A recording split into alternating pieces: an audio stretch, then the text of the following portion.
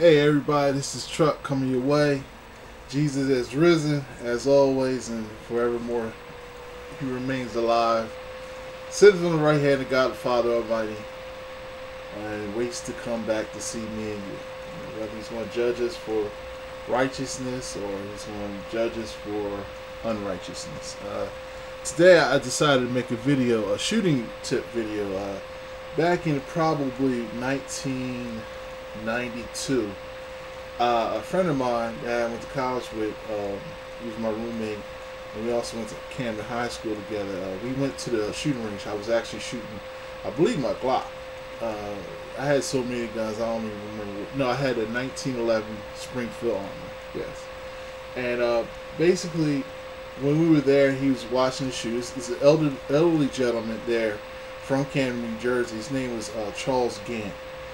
And Mr. Gant, we call him Mr. Gant, was actually a national rifle champion at Camp Perry civilian contest in Camp Perry.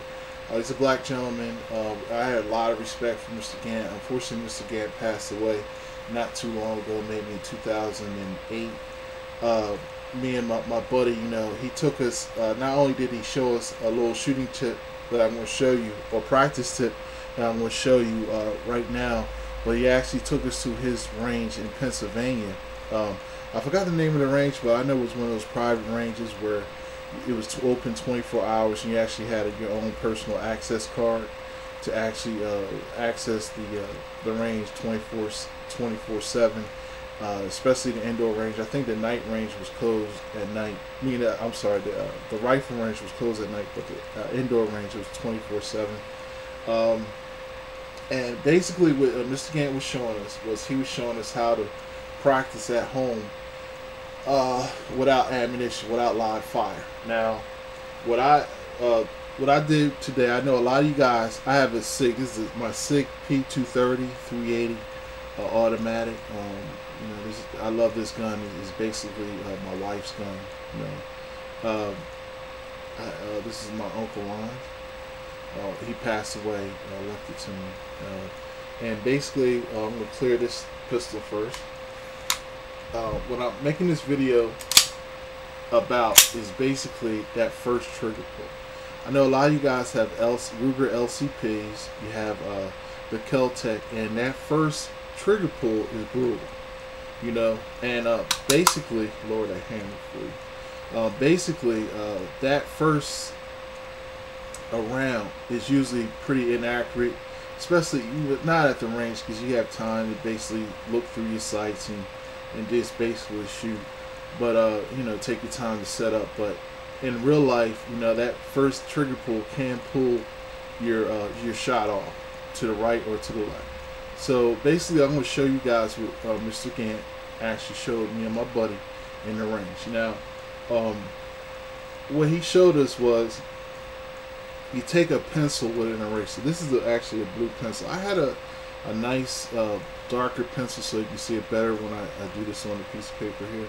But this is a blue highlighter pencil. Unfortunately, it's not that light, but I can see, but you guys won't be able to see what I'm about to do.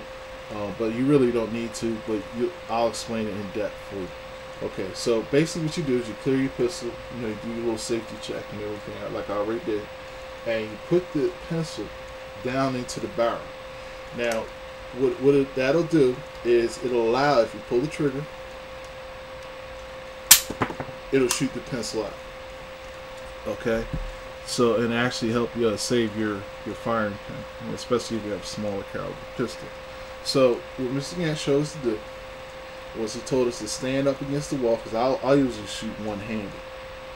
And basically, you know, you line up your sights. Now I'm sitting down right now, but you know, that's a good place to practice also, because of the fact that, you know, you may be sitting down in the car, or you may be sitting at a restaurant with your family. You may have to draw your pistol, so it might be a good idea for you to actually practice shooting while you're sitting down. So basically, what you do is you practice, you breathe. If you guys, I don't usually practice breathing. I usually just shoot. But I you know, back in the day, I started off, you know, practicing breathing. Take a deep breath in, let it out, squeeze, bang. And what happens is when you do that, you can't see it, but I have another pencil here. You'll see the initial mark, which is right here, where you actually shot. So if you basically keep doing that, is you'll be able to see how close your shots are together. And with this exercise, it actually help you in the range where you do live fire. And what you can do is you just measure, like I just marked with the pencil. You can't see that. But you take this again and you take a deep breath, squeeze, and it's close, you know. And then you do it again, take a deep breath, let it out, squeeze, and boom, it'll hit again. You just got to make sure the pencil is seated. And basically over time, you'll see that your shots are actually closer on the target downrange and actually on the piece of paper. Now you can do this standing up, you can do it sitting down, you can do it from different angles, you know. You should do it like the old Marines used to teach you, or Army, where you shoot with one hand and with the other hand is supposed to be holding the horse's bridle or the leash on the horse. I don't know what that's called, but you know, this is a good way. This is a short video. This is a good way to actually practice that first trigger pull on this gun, because you know, after the first trigger pull on this particular gun, the hammer will be locked back, and then you just go to single action, you know, double or single action, you know. And then basically, if you practice that, you know, for a few hours every day, it will help improve your marksmanship, you know. And then after a while, you know, you don't have to, you know, well, you always keep practicing, you know.